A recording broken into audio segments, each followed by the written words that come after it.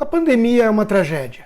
Ceifa vidas, espalha pânico e muitas vezes os governantes sob pressão precisam mostrar serviço, transmitir a sensação de que estão fazendo algo para controlar a disseminação do vírus. Por atingir de forma desproporcional a elite, a coisa fica ainda pior. Os pobres estão mais acostumados à falta de leito hospitalar, por exemplo, e a um risco maior de morte quando saem de casa. Quem tem parentes ou amigos vítimas fatais do Covid encara a situação de forma mais emotiva, com razão. Mas e quem conhece gente passando fome, desesperada com a impossibilidade de trabalhar? Nessa politização da pandemia, a primeira vítima é o bom senso, o equilíbrio. Lembram quando bastava falar no aspecto econômico para ser chamado de insensível, de assassino de idosos ou mesmo genocida?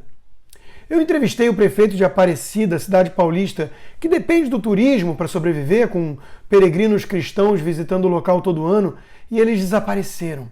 Foi comovente. O prefeito quase chorou ao vivo, ao relatar que pessoas decentes, com vergonha, batem a porta da prefeitura pedindo uma cesta básica para sobreviver.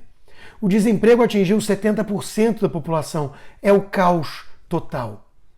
O Brasil virou o patinho feio nessa nova onda, provavelmente por conta da variante mais agressiva. E isso gera mais medo e revolta. É compreensível. Em tragédias, costumam demandar algum bode expiatório para ser sacrificado como culpado pela desgraça. O alvo, claro, é o presidente Bolsonaro. Sua postura no começo da pandemia em nada ajudou, sem dúvida. Mas há também muito oportunismo nisso tudo. Porque a mídia, por exemplo, segue com a contagem de óbitos com Covid desde o começo da pandemia e não de forma anual, como ocorre com todas as demais causas de morte. Quantos já morreram de influenza desde o começo do surto lá atrás, por exemplo? Vamos ficar nessa contagem mórbida até quando? Até 2022?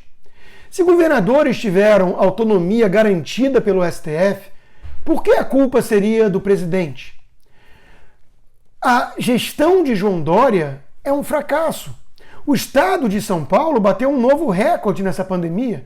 Quase 680 mortes em um único dia. Dória seria então o governador mais inepto do Brasil na condução da pandemia.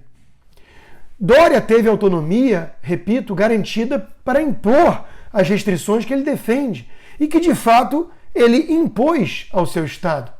Ele também se vangloriou da vacina chinesa, que seria a grande cura, a salvação, a panaceia, e que ele ia inspecionar a cada novo recebimento de insumos diante das câmeras de TV. Ele vai culpar Bolsonaro por esse resultado ruim agora? Alguém acha mesmo que o povo paulista vai às ruas porque o Bolsonaro fala alguma coisa e não por necessidade extrema? Ou por decisão própria? Por que seriam influenciados por um e não pelo outro? Falta vacina no mundo todo. O Brasil é o 5º país que mais vacinou. Lembrando que aqui o número absoluto faz sentido, uma vez que a quantidade de vacina é limitada e tem que servir para todos. Na Alemanha, muitos desconfiam da vacina. E não pode ser culpa de Bolsonaro, certo? Na França, idem, uma tradição que vem de longa data e que piorou com as novas tecnologias. Eis um trecho da coluna Certas Palavras, de Célio Martins, publicado na Gazeta do Povo de hoje. Entre os desafios das autoridades sanitárias para acelerar a imunização está a desconfiança de muitos franceses em relação às vacinas em geral e, no caso específico da Covid-19, a nova geração de imunizantes, com base em RNA mensageiro.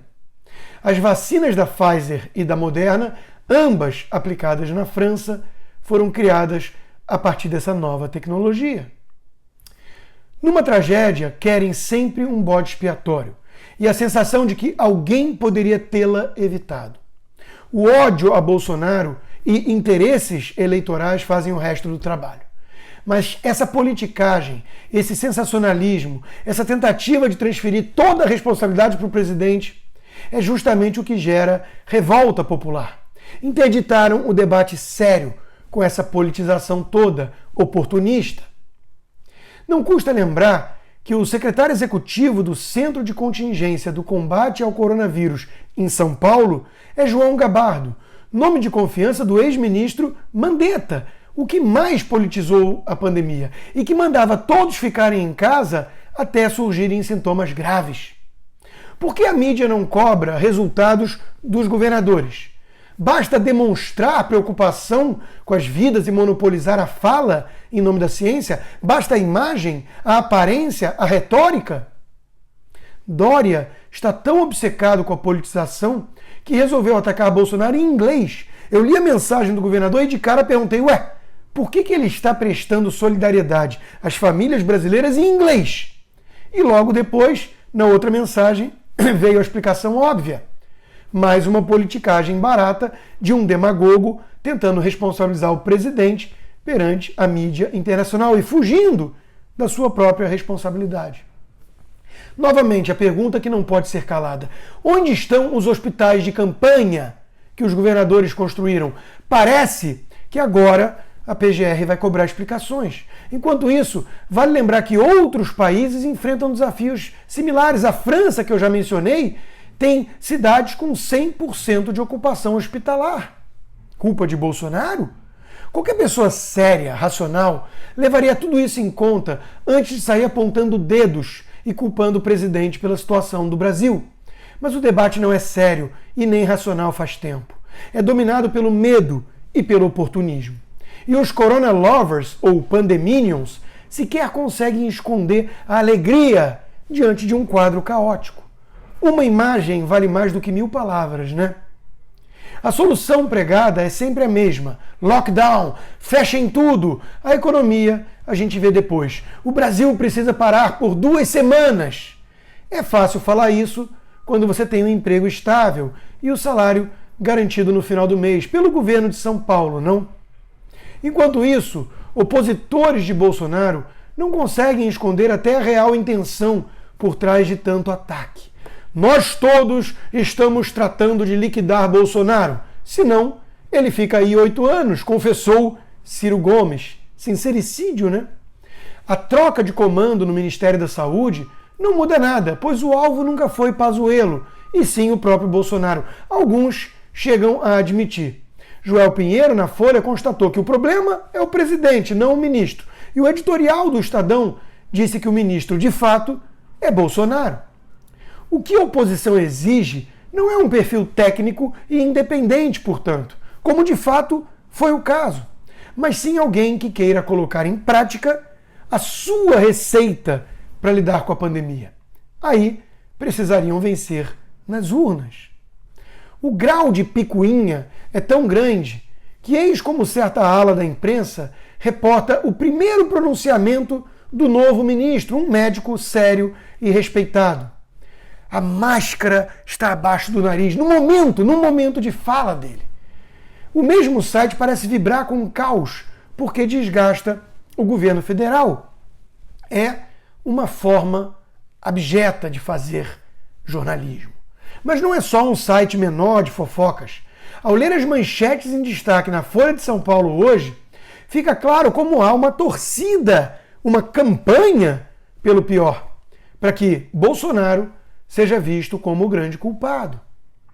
A situação já é dramática por si só, com mortes causadas pelo vírus chinês e o desastre econômico fruto da pandemia e da reação a ela.